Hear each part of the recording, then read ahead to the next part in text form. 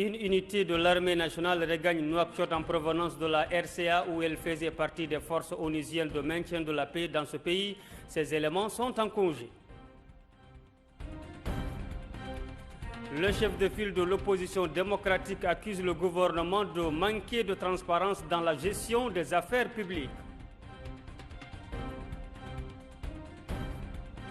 Et puis l'ancien président tchadien Issa Nabré devra verser entre 15 et 30 000 euros à chaque victime sous sa présidence. Bonsoir à vous tous et bienvenue dans ce journal. Une unité de l'armée nationale a gagné Nouakchott hier soir en provenance de la République centrafricaine où elle faisait partie des forces onusiennes de maintien de la paix dans ce pays. L'unité composée de 93 éléments a été accueillie à l'aéroport international de Nouakchott-Oumtounsi par le chef d'état-major de l'armée de terre, le général de brigade Mohamed Cheikh Ould Mohamed Lemine. Les éléments de cette unité bénéficieront de leur congé annuel avant de reprendre leur mission en RCA. Il est à noter que l'armée mauritanienne participe aux opérations onusiennes de maintien de la paix en RCA par 770 éléments formés aux différentes disciplines militaires liées aux missions de maintien de la paix définies par les Nations Unies. Le président de l'institution de l'opposition démocratique dans notre pays a accusé le gouvernement mauritanien d'enfreindre les lois et a dénoncé les politiques improvisées et manquant de transparence lors d'une conférence de presse tenue jeudi dernier. El Hassan Ould Mohamed a précisé que le gouvernement continue d'enfreindre les lois organisant ses rapports avec son institution s'agissant de rencontres périodiques et de concertations. Il a accusé le gouvernement de manquer de transparence dans ses politiques, ajoutant que malgré les chiffres avancés par le gouvernement, la situation des citoyens ne s'est pas améliorée. Il a évoqué le recul de l'enseignement qui s'est traduit par de faibles taux de réussite, la cherté de la vie, la hausse des prix, particulièrement ceux des hydrocarbures, mais aussi le recul des libertés, surtout après l'arrestation ces derniers temps de jeunes et d'activistes de la société civile. On l'avait annoncé dans ce journal, TASIAS va reprendre ses activités en août suite à son accord avec le gouvernement sur un plan de mauritanisation. Désormais, tous les postes importants seront occupés par des Mauritaniens. El Ali Abbas, Cheikh Al-Hadrami. En effet, cette reprise se fera suite à un accord sur un plan de mauritanisation conclu entre la société et le gouvernement mauritanien ayant permis aux deux parties de résoudre la question des permis de travail des employés expatriés de la compagnie. Depuis la deuxième quinzaine de juin, la production de l'or est suspendue à l'usine située à 250 km au nord de Nouakchott dans la région aurifère de Tasiazet. Ken Ross avait expliqué avoir décidé cette interruption temporaire après une interdiction de travail imposée le 17 juin par le gouvernement aux expatriés n'ayant pas de permis de travail valide. Le gouvernement avait de son côté dénoncé l'arrêt de travail parlant d'une mesure contraire à la loi.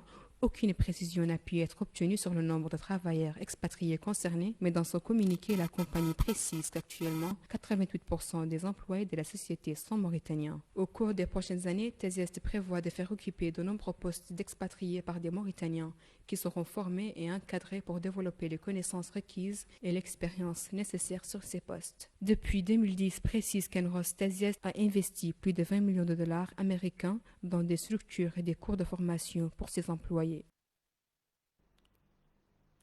Et puis, comme vous le savez, notre pays a accueilli le 27e sommet de la Ligue arabe ce 25 juillet à Nouakchott. Pour son secrétaire général, l'Égyptien Ahmed Aboul Gheit, l'unanimité s'est dégagée en faveur de solutions politiques sur la Syrie, le Yémen, la Libye et l'Irak pour arrêter les désastres en cours.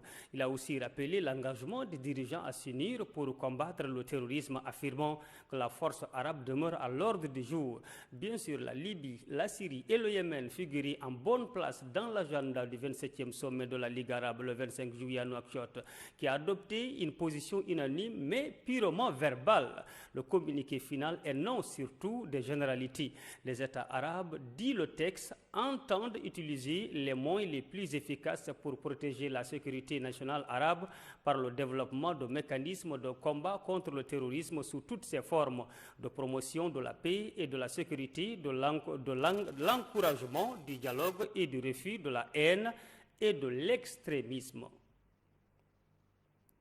Le secrétaire général du Hezbollah, Hassan Nasrallah, a appelé au cours d'un entretien accordé à la chaîne satellitaire TV Mayadine, le gouvernement libanais à se dédouaner de l'affront fait à notre pays. Il faut dire que le ministre libanais de la Santé, Wayed Abou Faour, avait suscité une vague d'indignation aussi bien dans notre pays qu'au Liban, à la suite de ces déclarations dans lesquelles il estimait que la Mauritanie ne satisfait pas les normes environnementales et sanitaires pour accueillir la délégation du gouvernement libanais dirigée par son Premier ministre Temam Salam pour prendre part au sommet de la Ligue des États arabes dans notre pays.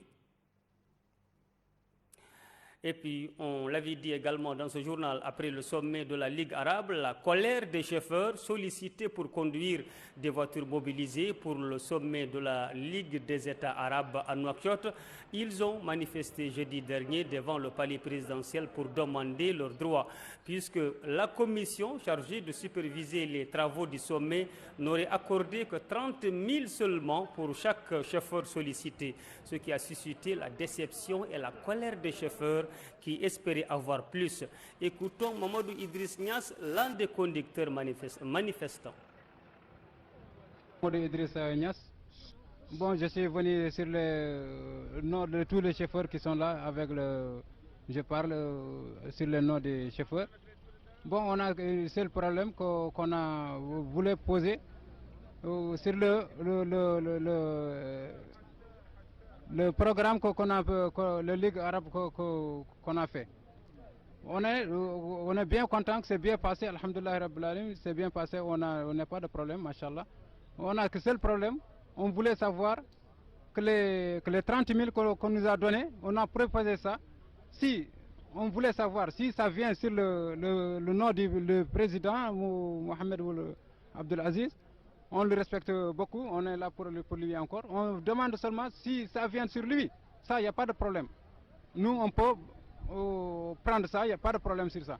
On voulait savoir si encore, si ça, au niveau de derrière lui, les gens qui sont là-bas, qui voulaient nous proposer sur ça pour prendre ça, c'est ça notre problème, qu'on ne voulait pas accepter de prendre ça. Oui, leur problème, c'est est-ce que c'est l'autorisation du président ou non pour prendre ces 30 000 de Gouya. Et puis, l'ancien ministre Ba Ousmane Di Bouye, pour les amis, pour les intimes, a été nommé ambassadeur de la Mauritanie en Gambie. Des nouvelles fonctions diplomatiques, l'ancien ministre secrétaire général du gouvernement et ministre de l'Éducation aura désormais à exercer.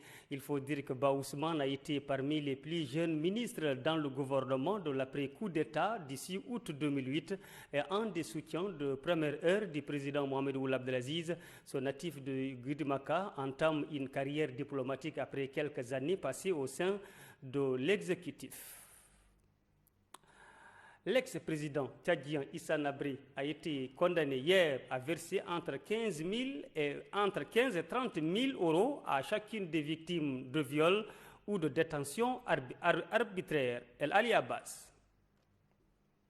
Condamné pour crime de guerre et contre l'humanité par un tribunal spécial africain à Dakar, Hissène Habré est condamné aussi à indemniser chacune des victimes de sa dictature. Les avocats commis d'office pour sa défense présents à l'audience ont annoncé qu'ils feront appel de cette décision. Le président du tribunal, le magistrat burkinabé Gberdawo Gustave Kam, a ordonné l'indemnisation des victimes de viols, de détention arbitraire aux prisonniers et rescapés et des victimes indirectes. L'ancien ré devrait verser entre 10 et 20 millions de francs CFA à chacune de ces victimes.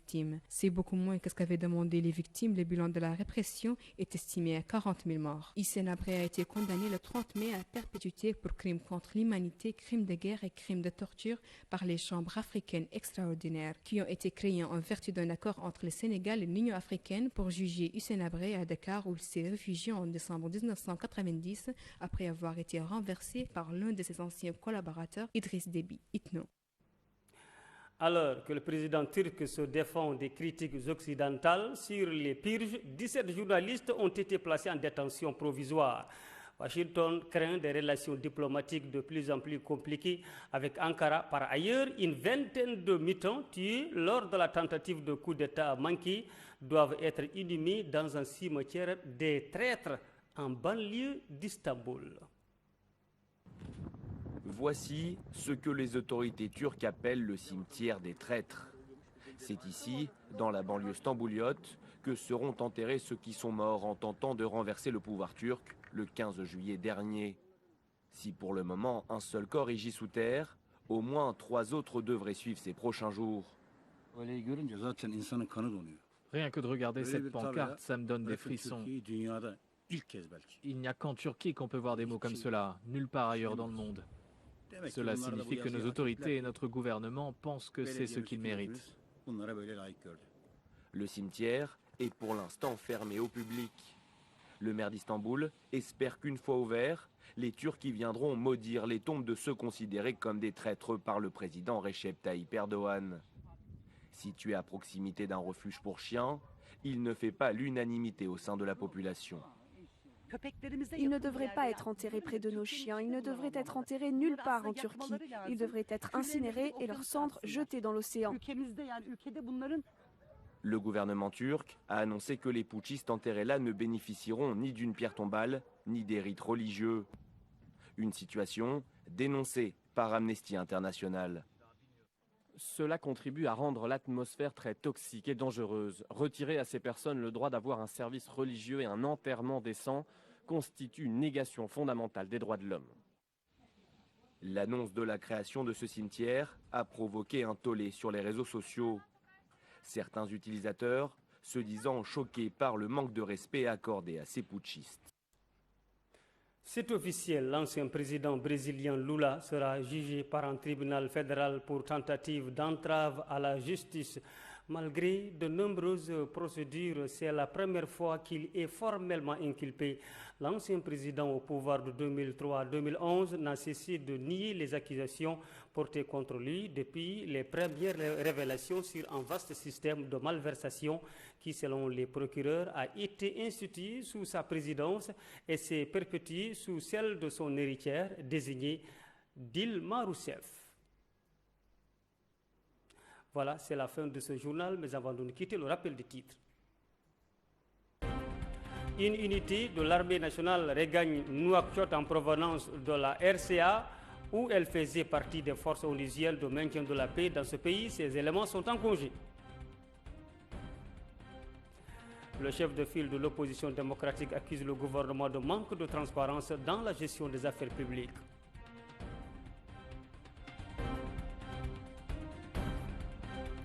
Et puis l'ancien président tchadien Issa Nabré devra verser entre 15 et 30 000 euros à chaque victime sous sa présidence. Merci de votre fidélité. Gardez les yeux bien ouverts sur Sahel TV. Bonsoir à toutes et à tous.